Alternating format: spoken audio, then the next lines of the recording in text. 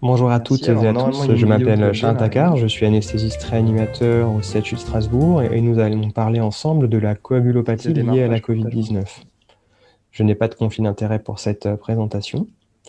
Comme vous le savez sûrement, la Covid-19 a été associée à un risque thrombotique particulièrement élevé et lorsque dans cette étude on a apparié des patients qui avaient un SDRA lié à une Covid-19 à des patients qui avaient un SDRA d'autres causes, eh bien on voit qu'il y avait 2,6 fois plus d'événements thrombotiques chez les patients qui avaient une Covid-19 en réanimation et 6 fois plus d'embolies pulmonaires. Ces données ont depuis été corroborées par de nombreuses autres études et vous avez ici une méta-analyse publiée récemment qui montre que 16,5% des patients hospitalisés pour une Covid-19 avaient une embolie pulmonaire, et cela montait jusqu'à près d'un quart des patients hospitalisés en réanimation. Dans une étude que nous avons menée avec le GIHP sur 8 réanimations en France, là aussi nous observons une fréquence élevée de complications thrombotiques avec près de 12% d'embolies pulmonaires, des thromboses veineuses et artérielles, mais aussi des thromboses fréquentes de filtres d'épuration extra-rénale et des thromboses d'ECMO avec des conséquences parfois sévères. Alors on peut se demander quels sont les facteurs de risque d'avoir un événement thrombotique en cours de séjour à l'hôpital ou en réanimation. De nombreuses études ont été publiées sur le sujet avec des résultats parfois discordants.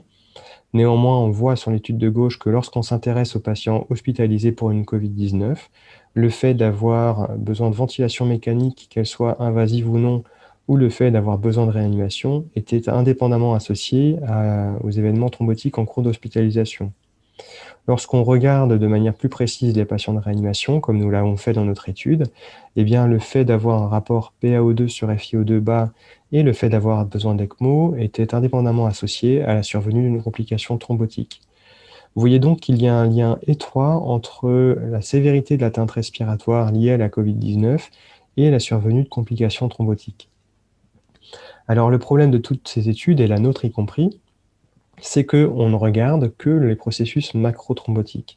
On regarde les embolies pulmonaires, les thromboses veineuses profondes, mais finalement, on regarde assez peu les processus microthrombotiques qui semblent prédominer dans cette maladie.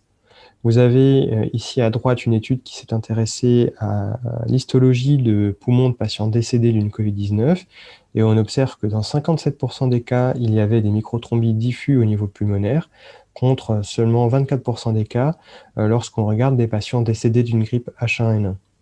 Il y a donc une atteinte spécifique à la Covid-19, microthrombotique, diffuse au niveau pulmonaire, mais aussi au niveau d'autres organes, comme le cœur, les poumons, pardon, le cœur, le foie, les reins. Alors, qu'est-ce qui explique cette coagulopathie liée à la Covid-19? Eh bien, en premier lieu, il y a une atteinte endothéliale extrêmement marquée. Vous n'êtes pas sans savoir que l'endothélium porte le récepteur ACE2 à la surface qui permet l'entrée du virus dans les cellules. Et comme on peut le voir sur les images en haut à droite, il y a une infection directe de l'endothélium par le SARS-CoV-2. Cela va avoir pour conséquence d'activer l'endothélium. Il va libérer de nombreux facteurs, dont des facteurs procoagulants comme le facteur von Willebrand et le facteur 8, mais aussi des facteurs vasoconstricteurs comme par exemple l'angiopoïétine 2, qui en aggravant et en réduisant le flux sanguin va augmenter le risque thrombotique. Alors, cette atteinte endothéliale est très marquée au cours de la Covid-19, mais elle n'est pas isolée. On a aussi une authentique activation des différentes voies de la coagulation, d'une part la voie extrinsèque par la sécrétion de facteurs tissulaires, par l'endothélium activé bien sûr, mais aussi par les macrophages et les monocytes activés par l'inflammation. Il y a aussi une activation de la phase contact et l'association de l'activation de la voie extrinsèque et intrinsèque va conduire à une génération de thrombine importante dans les premiers jours de l'hospitalisation, notamment en réanimation, comme on peut le voir dans le graphique en bas à gauche. Cette génération de thrombine va permettre la transformation de fibrinogène en fibrine, et on observe dans les séries autopsiques un dépôt important de fibrine intra-alvéolaire chez nos patients de réanimation, ce qui va contribuer à l'anomalie des échanges gazeux. Qui dit formation de fibrine dit fibrinolyse, qui est présente au cours de la Covid-19, même s'il y a un déséquilibre dans la phase initiale de la maladie vers la formation de fibrine.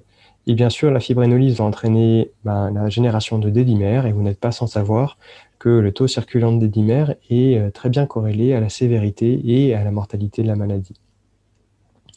Alors, de manière plus récente, on a mis en évidence que l'immunité innée et surtout les polynucléaires neutrophiles contribuait à la fois à l'atteinte respiratoire et à la coagulopathie de la Covid-19. Lorsque les neutrophiles vont rentrer en nétose, ils vont libérer sous forme de filet leur contenu en ADN et cela va augmenter la viscosité sanguine, favorisant ainsi le processus thrombotique. Il y a un lien étroit entre la sévérité de l'atteinte respiratoire et la concentration circulante en complexe DNA-MPO, qui sont des marqueurs de nétose plasmatique. Et vous voyez que plus on est sévère, plus on va avoir une concentration élevée en complexe DNA-MPO. Alors en plus de cette atteinte liée à l'immunité innée, il y a une implication de l'immunité adaptative avec la production d'anticoagulants circulants de type lupique et notamment d'anticorps anticardiolipines qui sont associés au risque thrombotique. Et ces anticorps semblent pathogènes puisque lorsqu'on transfère ces anticorps à des souris, eh bien, on a un phénotype franchement pro-thrombotique. Enfin, les plaquettes semblent également impliquées dans la coagulopathie de la Covid-19 puisqu'il y a une sécrétion du contenu granulaire plaquettaire chez les patients les plus sévères et une augmentation de la réponse aux agonistes. La question est de savoir si cette atteinte est spécifique ou pas de la Covid-19. C'est encore débattu, mais lorsqu'on met des plaquettes en présence de protéines S virales, eh bien, on augmente la réponse plaquettaire aux agonistes. Vous avez ici une très belle illustration qui a été prise dans une revue du Journal of Clinical Medicine qui met en évidence un petit peu la complexité de la coagulopathie liée à la Covid-19 avec une intrication étroite entre différentes voies. Alors, qu'est-ce qu'on peut faire pour nos patients lorsque cette coagulopathie existe? Eh bien, les résultats sont encore fortement discutés, mais ce qui se dégage clairement de la littérature, c'est qu'à minima, il faut faire une thromboprophylaxie à dose standard. C'était largement fait en France, peut-être un peu moins dans d'autres pays, mais clairement, il y a une surmortalité si on ne fait pas au moins une dose standard.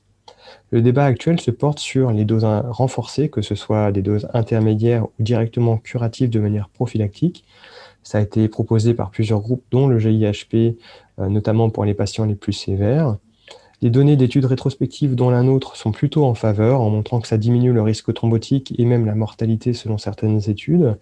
Mais les essais randomisés contrôlés, les données préliminaires qu'on a, sont plus mitigés, avec un effet bénéfique chez les patients moins sévères, mais un risque hémorragique important chez les patients les plus sévères de réanimation. Le débat reste ouvert, pour l'instant c'est pas clair. La réponse va probablement être oui, mais attention à certaines doses, pas chez tout le monde et surtout pas forcément très longtemps. Il va falloir anticoaguler à la phase toute initiale de la maladie lorsque le syndrome inflammatoire est majeur et le risque thrombotique très élevé, puis très vite revenir à une thromboprophylaxie standard. D'autres traitements ont été proposés, malheureusement pour l'instant, et il n'existe aucune donnée scientifique sérieuse pour pouvoir recommander ou pas certains de ces traitements. Vous voyez donc que la coagulopathie liée à la Covid-19 associe micro- et macrothrombose avec une part importante de microthrombose qui implique différents organes et c'est très bien corrélé à la sévérité de l'atteinte respiratoire et à la sévérité générale de nos patients.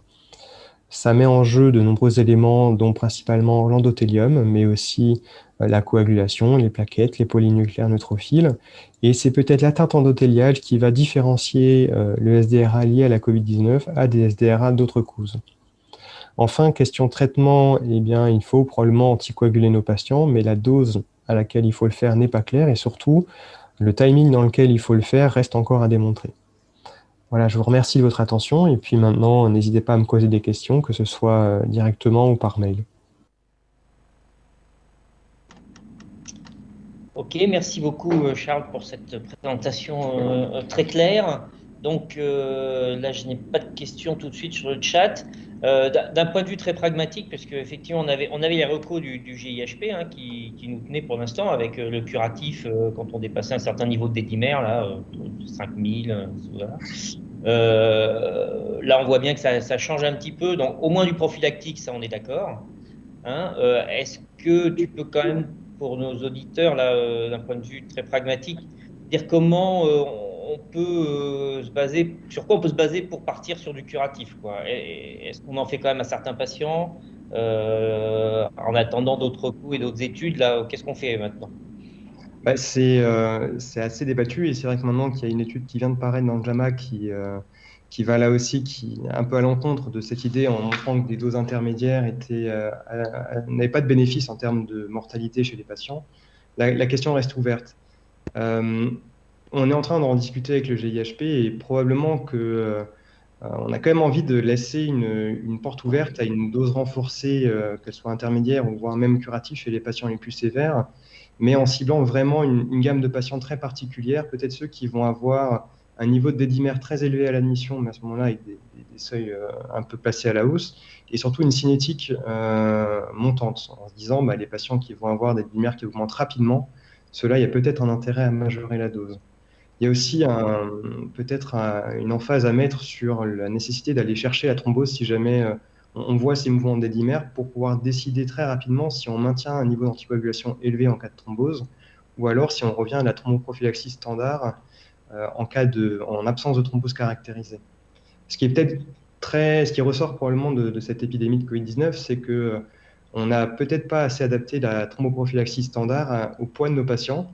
Et c'est peut-être aussi pour ça qu'on a du mal à faire émerger quelque chose maintenant, c'est qu'on sous-dosait probablement les patients les plus obèses. Et le simple fait maintenant d'adapter l'anticoagulation prophylactique au poids des patients permet peut-être d'avoir déjà un effet bénéfique. Ok, merci. Alors, une petite question là, sur le chat. Et le cardégique, donc antiagrégant plaquettaire. Ouais, là aussi, il y a très peu de données. Il y a quelques études rétrospectives sur des cohortes avec des résultats très discordants. Il y a une étude, je crois, dans Anesthesia Analgesia, qui a retrouvé un effet bénéfique même sur la mortalité, mais c'était une étude rétrospective. D'autres qui, au contraire, montrent que ça ne change strictement rien. À vrai dire, j'en sais rien, mais pour l'instant, on n'a pas l'impression qu'il y a un signal fort qui se détache. Il y a des essais en cours. Ok, donc au moins en tout cas, prophylactique adapté au poids, Ouais. ça c'est place, quoi. Ça, c'est sûr. Et après, est-ce qu'il y a une place pour le renforcer à plus forte dose? Ça reste débattu. D'accord, merci beaucoup Charles.